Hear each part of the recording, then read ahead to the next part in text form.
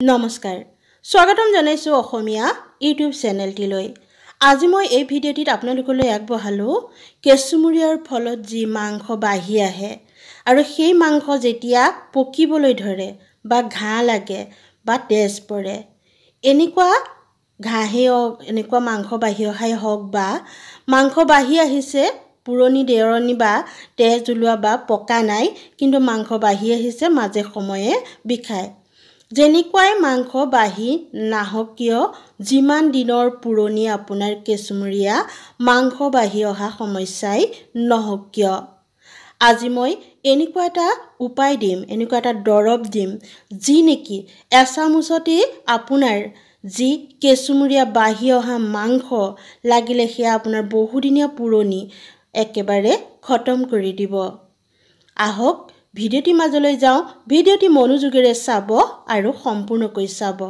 যদি আপুনি চেনেলটিত নতুন তেতিয়াহলে আপুনি চেনেলটি সাবস্ক্ৰাইব কৰিব আৰু বেল আইকনটো টিপি থব যাতে এনেকুৱা ভিডিঅ'সমূহ পাই থাকিবলৈ ইয়াৰ কাৰণে আপোনাক লাগিব তেল যদি আপুনি গৰম দিনত এই কামটো কৰে তেতিয়া আপুনি নাৰিকল তেল ল'ব আৰু যেতিয়া ঠাণ্ডা দিনত বৰ্তমানটো ঠাণ্ডা চলি আছে বৰ্তমান ঠাণ্ডাৰ সময়ত আপুনি মিঠাতেল ল'ব এই দুইটাই তেলৰ ভিতৰত আপুনি বতৰ অনুসৰি গৰম আৰু ঠাণ্ডা অনুসৰি আপুনি এই দুয়োবিধ তেলৰ ভিতৰত আপুনি ল'ব নাৰিকল তেল আপুনি যিকোনো নাৰিকল তেল ল'ব পাৰে পেৰাচুট নাৰিকল তেল ল'ব পাৰে বা বিভিন্ন ধৰণৰ কোম্পানী থাকে ল'ব পাৰে এতিয়া যেহেতু ঠাণ্ডা এতিয়া মই মিঠাতেল ল'বলৈ কৈছো মিঠাতেল আপুনি ইয়াৰ কাৰণে ল'ব 1 চামুচ 1 চামুচ মিঠাতেলে যথেষ্ট মিঠাতেল এই যি কেঁচুমুৰিয়া বাঢ়ি অহা মাংস তাৰ কাৰণে খুব এটা ভাল তেল ই আপোনাৰ মাংস শুকুৱাই অনাত সহায় কৰে মাংসত যি বীজাণুৱে আক্ৰমণ কৰিছে যাৰ কাৰণে পকিবলৈ আৰম্ভ কৰিছে সেইখিনি একদমেই তৎক্ষণাত নাইকিয়া কৰে আপুনি ভয় নকৰিব পুৰণি দেৰনি ধৰিব বুলি একো নহয় মাত্ৰ আপুনি পিওৰ সৰিহৰ তেল আনিব প্ৰয়োজন হলে আপুনি মেলৰ পৰা আনিব তাৰ পাছত ল'ব ভেসলিন আপুনি পেট্ৰোলিয়াম জেলি ল'ব Vaseline petroleum jelly Vaseline Koko butter Vaseline বিভিন্ন ধৰণৰ থাকে সেইখিনি নল'ব ভেসলিন যিটো আমাৰ সাধা আৰু যিটো আমাৰ পেট্ৰোলিয়াম জেলি বুলি কয় সেইটো ল'ব আপুনি দোকানত যদি বিচাৰে ভেসলিন পেট্ৰোলিয়াম জেলি আপুনি কিনিবলৈ পাব তাৰে আপুনি ল'ব আধা চামুচ 1 চামুচ মিঠাতেলৰ লগত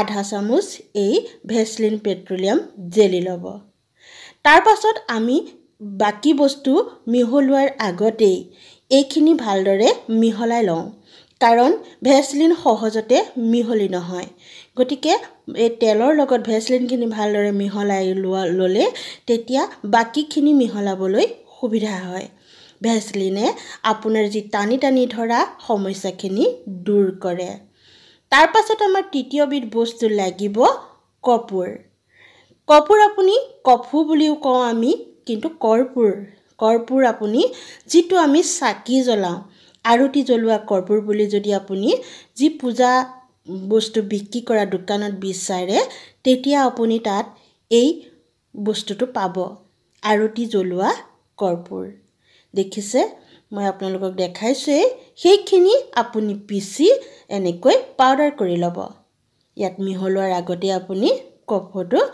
কফু হওক কৰ্পূৰ হওক বিভিন্ন দুটা নামেৰে জনা যায় কিছুমানে কৰ্পূৰ বুলি কয় কিছুমানে কফু বুলি কয় কাপোৰত দিয়া কফুৰটো নহয় কিন্তু যিটো আমি চাকি জ্বলাবলৈ ব্যৱহাৰ কৰোঁ সেই কফু ল'ব সেই কৰ্পূৰ ল'ব তাৰপিছত এনেদৰে আপুনি এটা বস্তুৰ সহায়ত পিছি পাউডাৰ ফৰ্ম কৰি ল'ব তাৰ পাছত সেই পাউডাৰখিনি আপুনি ইয়াৰ লগতে যিটো মিশ্ৰণ আমি মিঠাতেল আৰু ভেসলিনৰ বনালো তাতে মিহলাব সুন্দৰকৈ মিহলাব প্ৰতিটো বস্তু দিয়াৰ লগে লগে আপুনি এবাৰ মিহলাই যাব কাৰণ খুব ভালকৈ মিহলি হোৱাটো অত্যন্ত জৰুৰী তাৰ পাছত আমাক লাগিব সেভলন বা ডেটল আমি ডক্টৰৰ যি ফাৰ্মাসী তাত আমি পাই থাকো কিন্তু আপুনি ডেটল নল'ব ল'ব সেভলনে পুৰণি নধৰে আপোনাৰ যি তাত থকা বীজাণু সেইখিনি একেবাৰে নাইকিয়া কৰি পেলাই। দেখিছে মই ইয়াৰে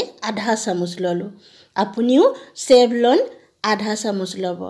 তাৰ পাছত সেইখিনি খুব সুন্দৰকৈ মিহলাই ল'ব। একদম মিহলোৱাটো কিন্তু আপুনি অকণমান টাইম লৈ মিহলাব, কাৰণ বস্তুখিনি খুব ধুনীয়াকৈ মিহলি হৈ যোৱাটো অত্যন্ত জৰুৰী। এয়া দেখিছে কিমান সুন্দৰকৈ পেষ্টটো হৈ পৰিছে নহয়নে? এই যে মই খুব সুন্দৰকৈ মিহলাইছোঁ সেইকাৰণে আপুনিও এনেকৈ ভালদৰে মিহলাব। এইটো ইয়াতে যিখিনি বস্তু আমি মিহলি কৰিছোঁ এইখিনি ইমানেই শক্তিশালী যে আপোনাৰ যেনেকুৱাই কেঁচুমুৰীয়াত বাঢ়ি অহা মাংস নহওক কিয় একেবাৰে শুকুৱাই দিব। এইখিনি আপুনি ষ্ট'ৰ কৰিব পাৰে। আপুনি কি কৰিব, এটা সৰু খালী টেমা ল'ব, যিটো টেমাত আপুনি এইখিনি ষ্ট'ৰ কৰিব পাৰিব। ষ্ট'ৰ কৰি আপুনি এইখিনি কমচে কম যিমান দিনলৈ আপোনাৰ জুৰে সিমান দিনলৈ আপুনি ব্যৱহাৰ কৰিব পাৰে। অকণমান সৰহকৈও ব্যৱহাৰ কৰিব পাৰে।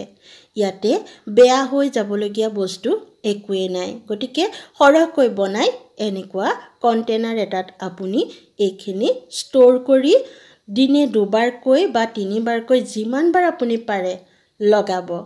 2বাৰ 3বাৰ নোৱাৰিলেও অন্ততঃ এবাৰ লগাবই।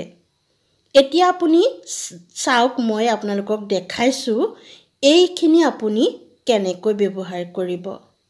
সৰ্বপ্ৰথমে আপুনি অকণমান কপাহত চেভলন ল'ব, লৈ আপোনাৰ যি মাংস সেইকণ খুব সুন্দৰকৈ ধুই ল'ব। প্ৰথমে পানীৰে ধুব, তাৰপিছত চেভলনেৰে ধুব, তাৰপিছত এখন শুকান কাপোৰে মোহাৰি সেইকণ শুকুৱাই ল'ব। তাৰ পাছত আপুনি আন এখন কপা ল'ব, তাত আপুনি দৰৱটো লগাই লগাই আপোনাৰ সেই ঘাঁ টুকুৰাত লগাব। অকণমান ডাঠকৈ লগাব, 2বাৰ 3বাৰ লগাব। লগাই আপুনি তেনেকৈ থাকিবলৈ দিব। ৰাতি খুব বেছি ভাল কাম কৰে। অন্ততঃ শোৱাৰ আগত আপুনি সুন্দৰকৈ ধুই মোহাৰি চেভলনেৰে পুনৰ ধুই শুকান কাপোৰে মোহাৰি এই দৰৱটো লগাই থৈ দিব। সৰহ পৰিমাণে লগাই থৈ দিব। চাওক আপুনি পিছদিনা কেনেকৈ আৰাম পাই গৈছে। এনেকৈ যদি আপুনি কণ্টিনিউ এসপ্তাহমান ব্যৱহাৰ কৰে একেবাৰে আপোনাৰ আগৰ নিচিনা হৈ পৰিব, সেই ঘাঁ শুকায়। মই আশা কৰিছোঁ এই ভিডিঅ'টিত এইখিনি যি দৰৱ মই আপোনালোকলৈ আগবঢ়ালোঁ এইখিনি জানি আপোনালোক উপকৃত হ'ব। এইখিনি যিখিনি দৰৱ, এই দৰৱ দি বহুতকে ইতিমধ্যে আমাৰ খুৰাই ভালো কৰিছে। সেইকাৰণেহে মই আপোনালোকলৈ আগবঢ়ালোঁ। যিহেতু বহুতে প্ৰমাণ পাইছে আৰু সেইকাৰণে খুৰাৰ ওচৰত মানুহৰ লানি নিছিগে। গতিকে আপুনিও ব্যৱহাৰ কৰক। যদি আপোনাৰ কেঁচুমুৰীয়াত এনেকৈ মাংস বাঢ়ি অহা সমস্যা হৈছে আপুনিও উপকাৰ পাওক, আৰাম পাওক। ভিডিঅ'টি চাই কেনেকুৱা লাগিল মোক জনাব। যদি ভাল লাগিল এটা লাইক কৰিব, চেনেলটিও ছাবস্ক্ৰাইব কৰিব। পুনৰ লগ পাম আন এটা ভিডিঅ'ৰ যোগেদি। আজিলৈ আহোঁ, নমস্কাৰ।